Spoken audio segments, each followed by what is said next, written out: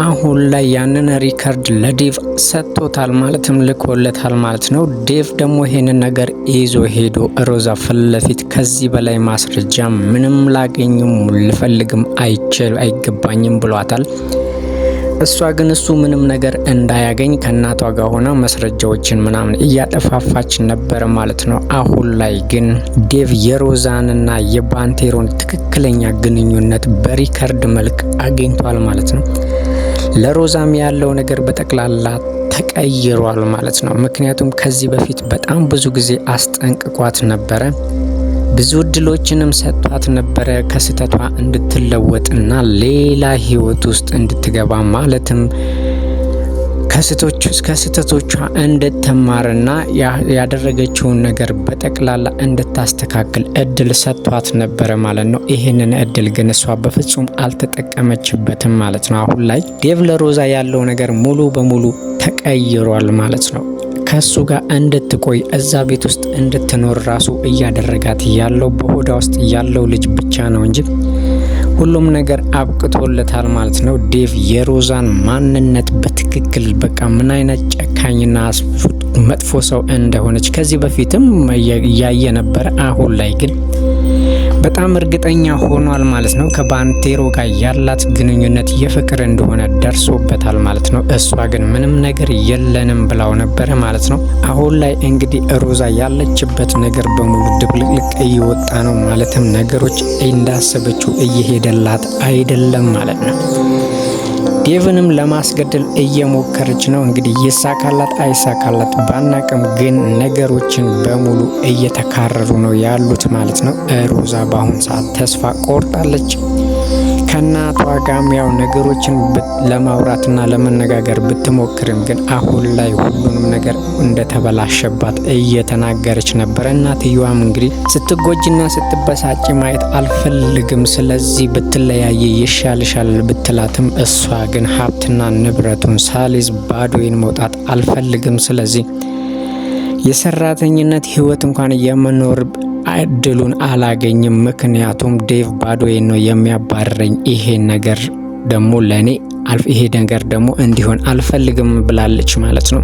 ሮዛ እንግዲህ ዙሪያዋ በሙሉ በችግር እየተከበበ ሆኖባታል ማለት ነው። እስካሁን ድረስ እሷ ነበረች ነገሮችን በጠቅላላ ስትናረጋቸው የነበረው። አሁን ግን በአንድ በኩል ባንቴሮ እያስፈራራትና እሷን ለመጉዳት እንደሚፈልግ ግልጽ ነው። እሱንም በእጇ ለማስገባት ብትሞክር በፍጹም አልሆነላትም። አሁን ግን እንደገና ዴቭ ተጨምሮባታል ማለት ነው። ያው ሉሊት ከባንቴሮንም እንግዲህ ለማጥቃት ብትሞክርም በፍጹም አልተሳካላትም ማለት ነው። ያው እንግዲህ እሷ የሁሉም ነች፣ የማን እንደሆነች ራሱ አይታወቅም። አሁን ላይ እንግዲህ በጣም ግራ እየገባን ያለው ነገር ዴቭንም ለማስገደል እየሞከረች ነው ያለችው ማለት ነው። ከባንቴሮ ጋር ብቻ ግንኙነት ያላት ይምሰለው እንጂ ዴቭ እሷ ከሌላ ሰው ጋርም ግንኙነት አላት ማለት ነው። ነገሮች ከተመቻቹ እንግዲህ ከሱም ጋር ለመኖር ቃል እየገባች ነው ማለት ነው።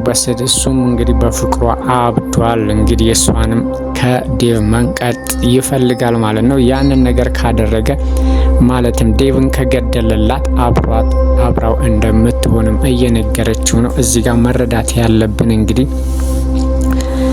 ሮዛ ሁሉንም ወንዶች የምትቀርባቸው ለጥቅሟ ስትል እንጂ ከማንም ጋር መኖር እንደማትፈልግና ማንም እንደማያስፈልጋትም እየተናገረች ነው ማለት ነው። በውስጧ ያለው ልጅ ራሱ የማን እንደሆነ እርግጠኛ አይደለችም፣ ግን የማንም ይሁን ማንም እንደማያስፈልጋትም እያወራች ነበረ ማለት ነው። አሁን ላይ ዴቭ እንግዲህ ያለበት ሁኔታ በጣም አስቀያሚ ሆኖበታል ማለት ነው። እንግዲህ ሚስቴ፣ ትዳሬ፣ ህይወቴ ያላት ሴት ከአንድም ሁለት ሶስቴ በጣም ብዙ ጊዜ እየገደለችው ነበረ ማለት ነው። ስለዚህ ከዚህ በፊት ይቅርታ ሲያደርግላት ቆይቷል። አሁን ላይ ግን በፍጹም ይቅርታ እንደማያደርግላትም እያወራ ነው ያለው። እንግዲህ ከሱ ጋር የምትቆየው ልጁን እስከምትወልድ ድረስ ብቻ ነው። ልጁንም ከወለደች በኋላ ደግሞ ልጁን ወስዶ እንደሚያባርራትም እያወራ ነው ያለው። እሷም በፊናው ደግሞ ከልጇ ጋር ማንም እንደማያስፈልጋት እያወራች ነው ያለችው ማለት ነው። ስለዚህ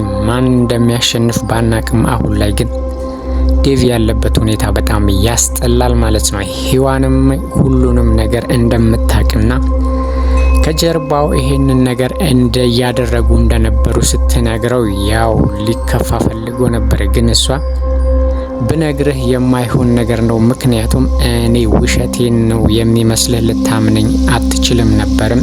እኔ አንተን ከሮዛ ለማለያየት ያቀድኩት ነገር ሊመስልክ ይችላል ብዬ ነው እንጂ ነገሮችን ሁሉ አውቃለሁኝ ብለዋለች ማለት ነው። እንግዲህ በጣም ታፈቅረዋለች፣ በጣም ትወደዋለች፣ እሱም እሷን በጣም ያፈቅራታል። ግን ብንዋደድም አብረን መሆን አንችልም፣ ምክንያቱም እኛ ስለፈለግን ብቻ የሚሆን ነገር አይደለም ብሏል። ምክንያቱም እሱ ባለትዳር ስለሆነ ሁሉንም ነገር እንደፈለገው ማድረግ አይችልም ማለት ነው። መጀመሪያ ከሮዛ መለያየት አለበት። ስለዚህ ይሄንን ነገር ሲነግራት እሷ ግን ከሱ ጋር የመኖር እቅዷና ሁሉን ነገር ከሷ ጋር እንደሚሆን እየነገረችው ነበረ ማለት ነው። እንግዲህ አሁን ላይ በሌላ በኩል ባንቴሮ እንግዲህ ያው ሔዋንን እንደሚያፈቅራት እናውቃለን ማለት ነው። ምክንያቱም ከዚህ በፊትም ለሷ ያለው አስተሳሰብ ጥሩ እንደሆነ እናውቃለን። ዛሬ ደግሞ ስልክ ሲደውልላት ስላላነሳችበት እቤት ድረስ መጥቶ እንግዲህ ናፍቀሽኛል ብሏታል ማለት ነው።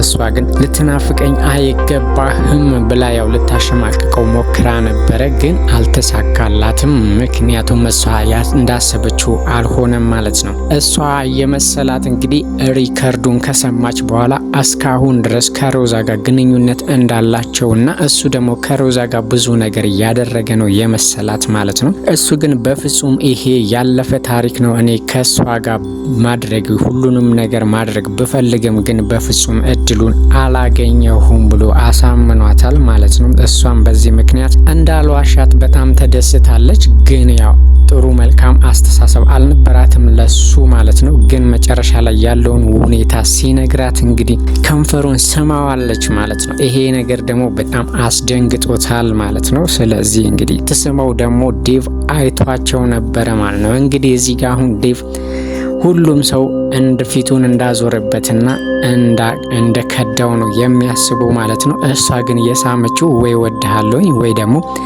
ሌላ ነገር ኖሯቸው ሳይሆን ስላልዋሸኸኝ ብቻ ብላ እንግዲህ ከንፈሩን ስማዋለች ማለት ነው። ባንቴሮም በዚህ ነገር በጣም ተደስቷል። ምክንያቱም ይሄ በጣም የሚፈልገው ነገር ነበረ ማለት ነው። ከሉሊት ጋር ብዙ ነገር ማድረግ ይፈልጋል፣ ይወዳታል።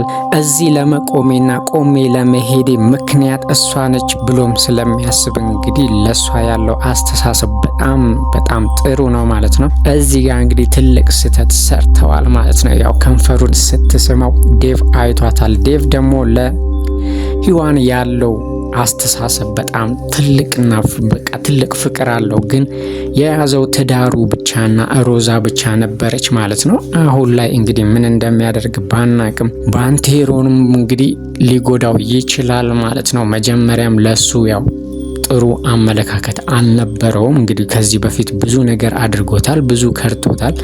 ከጀርባው ከሮዛ ጋር ብዙ ነገር ሲያደርጉ ነበር። እንደገና ደግሞ አሁን ላይ ደግሞ ይባስ ብሎ ያው ከሔዋን ጋር ሌላ ታሪክ ውስጥ የገባ ነው የሚመስለው ማለት ነው። ምክንያቱም ከንፈሩን ስትስመው ስላየ ይሄ ነገር ደግሞ ማንኛውም ሰው እንደዚህ ነው የሚያስበው። መቼም ከንፈሩን እየሳመችው እያየ ሌላ ግንኙነት የላቸውም ብሎ ሊያስብ አይችልም ማለት ነው። ሔዋን ግን በፍጹም ከሱ ጋር ሌላ ሀሳብ የላትም። ስላልዋሸኸኝ ብቻ ብላን የሳመችው ያው እንደሚወዳትና እንደሚያፈቅራት ታውቃለች። እንግዲህ ቢሆንም ግን እሷ ዴቭን ከምንምና ከማንም በላይ ትወደዋለች። ብዙ መስዋዕትም እየከፈለች ያለችው ስለምትወደውና ስለምታፈቅረው ነው። እንግዲህ ምን እንደሚፈጠር ባናቅም እንግዲህ ዴቭ ደግሞ ይሄን ነገር ሲያይ በጣም ተበሳጭቷል። እንግዲህ ሽጉጥም ይዞ ነበረ። እንግዲህ ባንቴሮን ይምታው አይምታው ባናቅም አሁን ላይ ግን ዴቭ በጣም ተናዶ ወደ ባንቴሮ እየሄደ ነበረ ማለት ነው። ሌላው ሮዛ ደግሞ ያው ዴቭን ለማስገደል ያዘጋጀችው ሰው አለ። ማለትም እሱ እንግዲህ ዴቭን በማንኛውም አጋጣሚ ሊገለው እንደሚችል እየነገራት ነበረ ማለት ነው። እሷ ግን ወሬውን ሳይሆን የምፈልገው ተግባሩን ነው ብለዋለች። እንግዲህ ሌላም እሱን ግራ የሚያጋባ ነገር ተናግረዋለች ማለት ነው። እሱን ከገደልክ ምናልባትም በህይወት ሰምተህና አይተህ የማታውቀውን ነገር እነግርሃለሁኝ፣ በጣም ያስደስተሃል ብለዋለች ማለት ነው። እንግዲህ በተዘዋዋሪ እዚህ ጋር ልጁ ያንተ ነው ልትለው ነው ማለት ነው። ሮዛ እንግዲህ ከብዙዎቹ ጋር እየተኛች እንግዲህ በዴቭ ላይ ብዙ በደል ስፈጽምበት ነበር። ይሄም አልበቃም ብሏት እንግዲህ ልታስገድለው እያሰበች ነው ያለችው ማለት ነው። ልጁም እንግዲህ በማንኛውም አጋጣሚና በፈለገው ሰዓት እንደሚገለው ነግሯታል ማለት ነው።